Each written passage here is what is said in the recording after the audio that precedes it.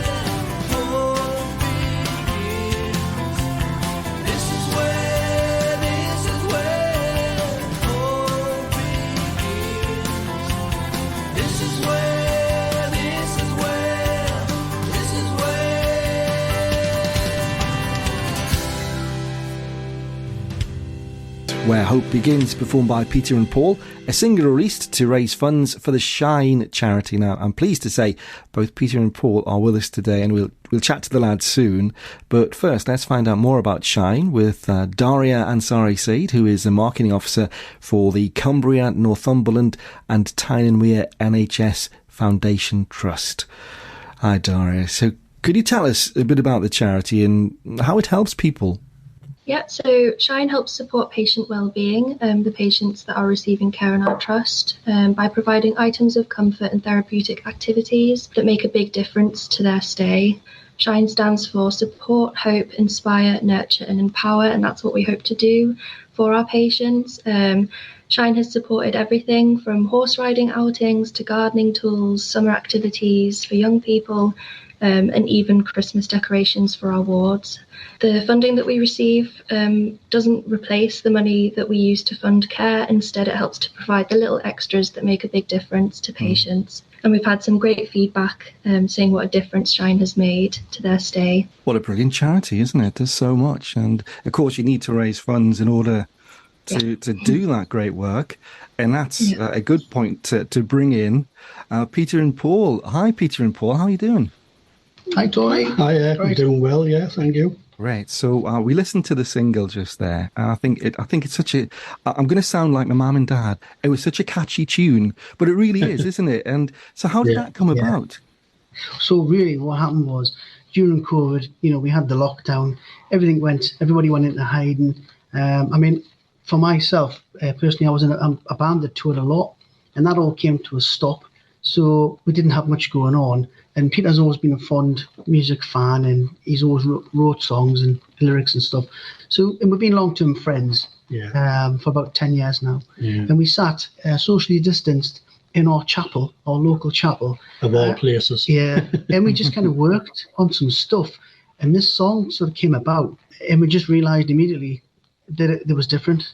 There was something about it. So it had a purpose. It had meaning. It had hope, I guess. And it just went on from there. So we wrote, I'll bring my guitar in, and Peter would sing out some lyrics and stuff. And that's how it came around, really. So initially the song was for an album that we're going to do. And it's the title track of the album called Where Hope Begins. And we just wanted a song that would really sort of connect with people and get people listening to the melody and the chorus, and they would feel a part of that. Because especially nowadays in this world, you need hope. Mm-hmm. So we thought, what a great idea to put this song forward as the title track of the album, and hopefully people will like it. And it just really took off when we presented it to people, and then Shine got involved, and we said, well, we'll do this song for Shine as a charity single. And we've done live performances, we've played in the theatre at work, we've raised money through a single that we've had done, and it's really took off from there. I mean, congratulations, on the single. And if anybody wants to have a look at the video, which I think is so inspiring, then you can go to YouTube and just search for Peter and Paul and Where Hope Begins. And I think that must have been fun as well to make the video. And there's so many people involved who maybe were supporting people going through COVID, or indeed people who sort of had family members who went through that. Yeah, so what it was with the video, we had an idea of making a video. Neither of us have ever made a video, so it was quite a challenge. And the idea was to get staff involved, because there was just sort of this place where we all had COVID to worry about, and then the restrictions were lifted, and then we all just went back to work. There was no period where we could sort of reflect on what's happened. And I guess the video was just to get staff in and hold up some COVID memories, so that they could get that out there, and we could show that staff. We all had difficult times. Everybody did. So it was good to have sort of the staff come in and show their feelings and show their memories on the video, which was really cool. And feel part of everything, which is the important thing. We wanted everybody to connect, and when we done the video, we wanted everyone to feel like they were putting their memory over. Mm-hmm. It was totally theirs. We never said anything to them. They just got up on the stage and had the video bit done, and then we incorporated all that together with the song. Yeah. Well done to you guys. So if somebody wants to maybe buy a copy of the single, how can they do that? So at the moment, we're having the single pressed to CD. We had the first 50 about a month or so ago, and they were all gone. They were gone within about a week, which was really good. So we're now in the process of getting another 100 done. And we're hoping to also have a link for sort of online where you can get it as a download.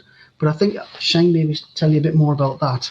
So you can donate to Shine and listen to the song on ntwsolutions.co.uk/hope. Yeah. Brilliant. Yeah. I'm looking forward to hearing the album as well when that comes out. Hopefully we'll maybe get you back on to talk about that.